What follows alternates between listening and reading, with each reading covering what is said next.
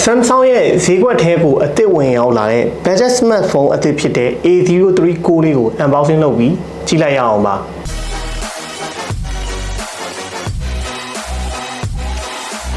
ကျွန်တော်ဒါကတော့ Galaxy A03 Core ဖြစ်ပြီးတော့ဈေးနှုန်းအနေနဲ့2,100ခွဲ RAM 232 version အနေနဲ့ဈေးကွက်ထဲမှာဝယ်ရရှိနိုင်မှာပါဝင်တဲ့ spec တွေကတော့အရင်ကြီး budget ဆိုတဲ့အတိုင်းအရင်ကြီးမျှော်လင့်ပါနဲ့ဒါပေမဲ့ secondary phone လုံးတစ်လုံးအနေနဲ့အသုံးပြုမယ်ဆိုရင်တော့တော်တော်အဆင်ပြေနိုင်တဲ့အနေအထားမှာရှိရဲလောလောဆယ်ဝယ်ယူမယ်ဟိတ်ဆိုရင်တော့ကာဗာလက်ဆောင်ပါမယ်နှစ်ချက်လက်ဆောင်ပါပါမယ်ဒါကတော့လောလောဆယ်ကျွန်တော်တို့ရှိမှာပဲဝယ်နီးစက်ရာကိုနာဖုန်းဆိုင်တွေမှာဝယ်ဟိတ်ဆိုရင် Samsung official မြန်မာအလုံးဖြစ်ရင်နှစ်ချက်နဲ့ကာဗာနဲ့လက်ဆောင်ရနိုင်ပါသေးတယ်ကဲတော့ဒီဈေးသက်သာဆုံး budget smartphone လေးကိုဖောက်ကြည့်လိုက်အောင်အဲ့တော့ဘာတွေပါမလို့ကြည့်အောင်ဟောဟုတ်ပြီဒီမဲ့တော့ဘူးထဲမှာက user guide ပဲပါမယ်ပေါ့နော်ကျန်တာဘာမှမပါဘူးပုံစံတော့ဒါကျွန်တော်6 series ထုံးစံတိုင်းပေါ့ဒီနေရာမှာထည့်ပြောစရာရှိတာလွဲပါမယ်ဒါ A03 Core ပါ A03 က Samsung ကမြန်မာပြည်ကိုဝင်တာ A03S ရှိပါတယ် A03 ရှိပါတယ်ဒါကတော့ဈေးသက်သာဆုံး A03 Core ပါတော့ဒီရှေ့ရတာကိုပြလာဒီမဲ့ကျွန်တော်တို့ Infinity V Display ဆိုတော့ဒီရှေ့ကတော့ကျွန်တော်ထုံးစံတိုင်းနော်ရှိရတော့ပါအောင်မယ်။နောက် screen size က 6.5 inch သူ့မှာကောင်းသွားတာ battery 5000 mAh ဗျာ။ဒီ LCD display ကတော့ TFT LCD ပဲ။ဒီ resolution က HD resolution ပဲသုံးလို့ရပါမယ်။ camera နောက်က8 megapixel camera main camera ပါမယ်။ရှေ့ကကြတော့5 megapixel selfie camera ပါမယ်။ဒါကတော့ဒီဈေးဝန်းကျင်မှာတွေ့နေရ budget smartphone တွေရဲ့ထုံးစံတိုင်းပဲပေါ့။ကျွန်တော်တို့အရင်တုန်းကဆိုရင် Realme က Narzo 50i တို့နောက်ဒီနောက်ဝင်တဲ့Redmi ဆို Redmi 10A တို့ဒါတွေအားလုံးနေသည်ဒီလိုကင်မရာတစ်လုံးနဲ့နေပဲဒါတော့တယ်ပေါ့နော်အရင်လုံးကင်မရာတွေဂျူးတွေဘာတွေကိုမတက်ပြီးတော့ဘူးပါတဲ့ပစ္စည်းကတော့အာသွင်းကျိုးအာသွင်းကောင်းတဲ့ဖုန်းပဲပါတယ်လောလောဆယ်ဝင်ရင်ဒီကာဗာနဲ့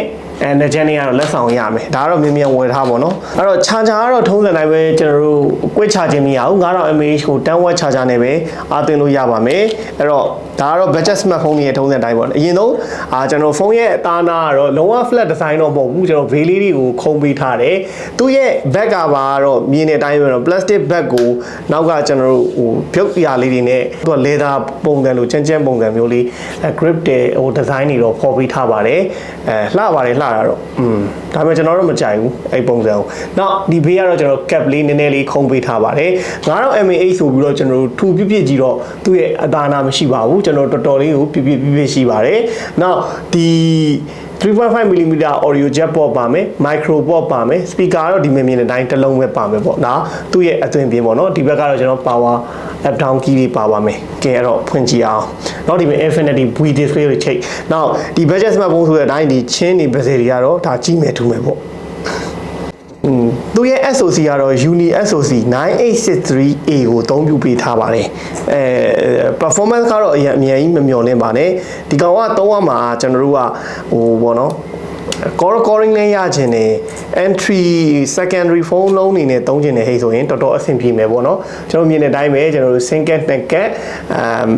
memory card စိုက်လို့ရပါပေါ့အဲ့တော့ဒီမှာဆိုရင်ကျွန်တော်တို့ဒီ Samsung ကပုံမှန်တိုင်းပေါ့နော်ဒီ call recording ကအလုပ်လုပ်ပါတယ်ဒီမှာကျွန်တော် record ဆိုတာပါပါတယ်เนาะအဲ့လို record လုပ်တဲ့အချိန်မှာလည်းဒီ Samsung ရဲ့အားသာချက်ကဒီကျွန်တော် call မှတ်နေပါသည်ဆိုတာမအော်ဘူးပေါ့အဲ့တော့ကိုကအလုပ်အတွက်ဖုန်းတစ်လုံး secondary နေနဲ့သုံးချင်ရင်ဒီကောင်ကကျွန်တော်တို့သုံးလို့ရတဲ့အနေအထားမှာရှိတယ် call recording နဲ့တစ်ခါလဲပါတယ်ဒါဒီကောင်ရဲ့အားသာချက်ပေါ့နော်။ဈေးလည်းတက်တာရယ်ဗျာ2,100ခွဲပဲရှိရဆိုတော့ secondary တော့နောက်ကင်မရာပေါ့နော်ကင်မရာကတော့ကျွန်တော်တို့အရင်တော့ကောင်းမှာမဟုတ်ဘူးဆိုပေမဲ့စမ်းကြည့်မယ်ပေါ့နော်ဒါ budget smartphone ကင်မရာအနေထားရတော့စိုးတော့မစိုးဘူးဗျဒီလိုချိန်လိုက်တဲ့အချိန်မှာရုပ်ထွက်လေး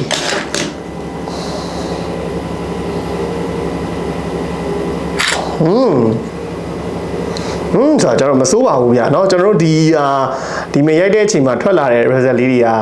သူ့ရဲ့ budget smartphone အနေထားနဲ့ရိုက်လို့ရတဲ့ကင်မရာထဲမှာဆိုရင်တော့သူ့ရဲ့ကင်မရာလေးကောင်းတယ်လို့ပြောလို့ရပါတယ်เนาะ budget smartphone တွေမှာပြောတာเนาะအရင်ကတော့ဒါ2သိန်း1000ဝယ်အနေထားမှာရလာတဲ့ကင်မရာ result ကမဆိုးဘူးကျွန်တော် panorama ရမယ် photo video ရိုးရိုးလေးပဲ3ခုပဲပါတယ်ဘာမှရှုပ်ရှုပ်ရမကောင်းဘူး video ကတော့ကျွန်တော်တို့ full HD 30fps ဆို 1080p 30fps ရိုက်လို့ရမယ်သူ8 megapixel ကင်မရာ result လေးမဆိုးဘူး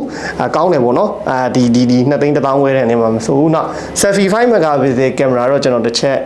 ရိုက်ကြည့်မယ်Samsung နေရဲ့ထုံးစံတိုင်းပဲပေါ့နော်ကျွန်တော်တို့တစ်ခါတည်းချောနေအောင်ပြင်ပေးတယ်ဒီရှေ့ main camera ကတော့ကျွန်တော်တို့ပုံမှန်ဒီလိုလိုက်ရိုက်ထားတဲ့အနေထားမှာထွက်လာတဲ့ပုံလေးတွေဟာအဆင်ပြေတယ်ဗျာ color result လေးတွေဟာတော်တော်ကိုအပြင်နဲ့လည်းနီးစပ်ပြီးတော့ရောင်သွေးကောင်းတယ်ဆိုတဲ့အထင်မှာရှိတယ်ကဲရောက်နောက်ထပ်ဒါလေးကိုရိုက်ကြည့်လိုက်အောင်မယ်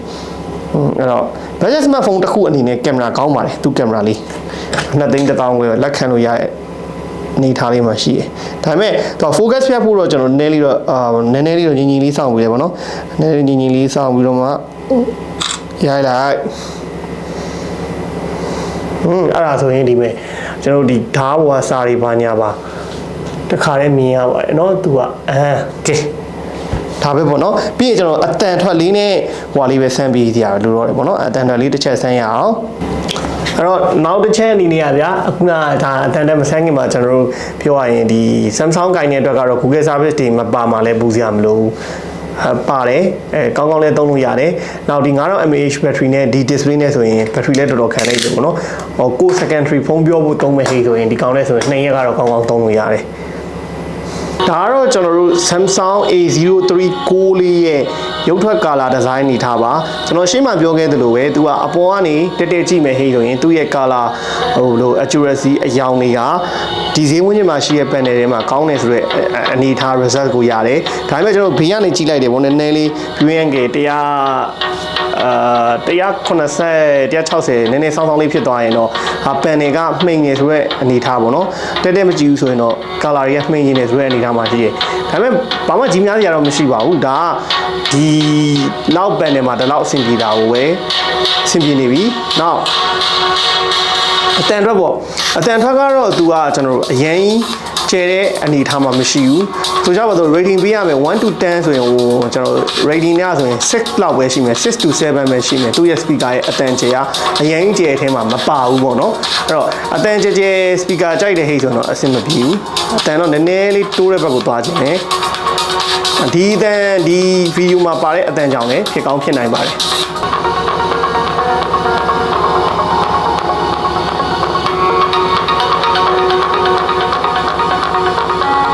speaker လည်းဒီမှာကျွန်တော်ဒီကောင်ပေါ့နော်ဒီတစ်လုံးလေးရပဲထွက်ပြီးအလုပ်လုပ်ပြီးရဆိုတန်နေရတော့တကယ်မဆိုးပါဘူးဒါသူ့ရဲ့ဒီဈေးဝန်းကျင် panel ထဲမှာကောင်းတယ်လို့ပြောလို့ရပါတယ်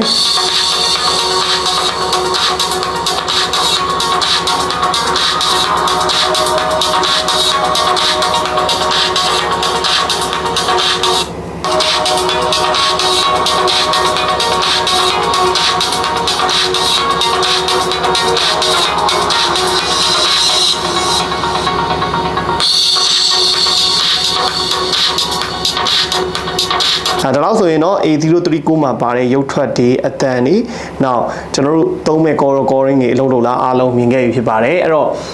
ဒီဖုန်းကတော့ကျွန်တော်ခုနပြောသလိုကိုကဒီဖုန်းပြောဖို့အလုပ်အတွက် recording နဲ့ပါခြင်းနဲ့ secondary phone လုံးနေနဲ့သုံးမလားကို payment နေ KPZ pay တို့ဒါ wait money ဘာညာသုံးဖို့အတွက်ဟလာကျွန်တော်တို့ Google Service ပါတဲ့ဈေးသက်သာတဲ့ Samsung နဲ့ကဖုန်းတစ်လုံးရှာနေရင်တော့ဒီဖုန်းလေးရဲ့ဈေးက2သိန်း1000ခွဲပဲရှိပါတယ်အခုကျွန်တော်တို့ဆိုင်မှာလည်းဝယ်လို့ရပါပြီအခြား Samsung ရောင်းတဲ့ counter ရှိတဲ့ဆိုင်တွေမှာလည်း maybe ဝယ်လို့ရပါပြီလို့ပြောရင်းနဲ့ဒီနေ့ unboxing လေးကိုဒီမှာအဆုံးသတ်ပါမယ်အားလုံးဘိုင်ဘိုင်ပါ